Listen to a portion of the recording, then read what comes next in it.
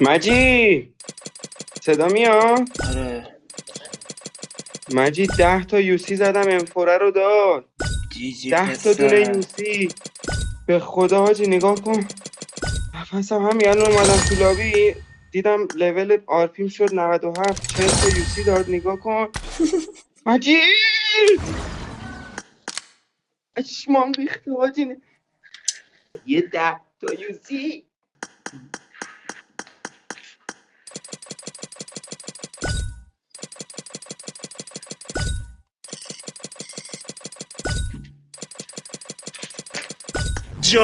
جان بله، حاج مجید سوزوکی، همون لباسی که دوست داره رو پر رو در میاره.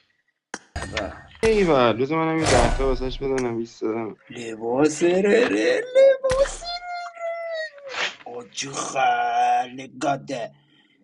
به خیلی گاده خدایی.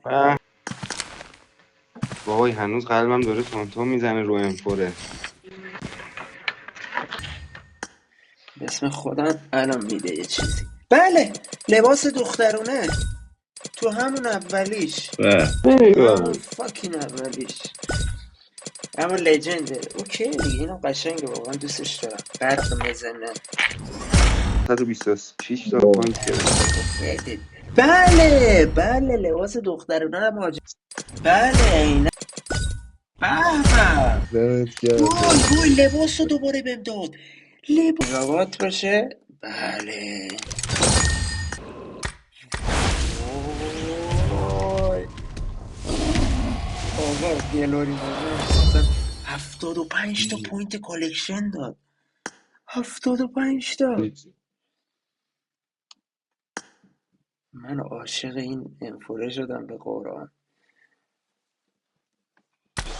به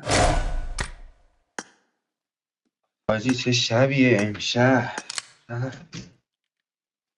برده داره. آه. 7 تا متریال دارم، 2 تا دیگه هم ردیف کنم، اونو کیل مسیج میکنم. آره بابا، جی جی جی آقا، جی جی.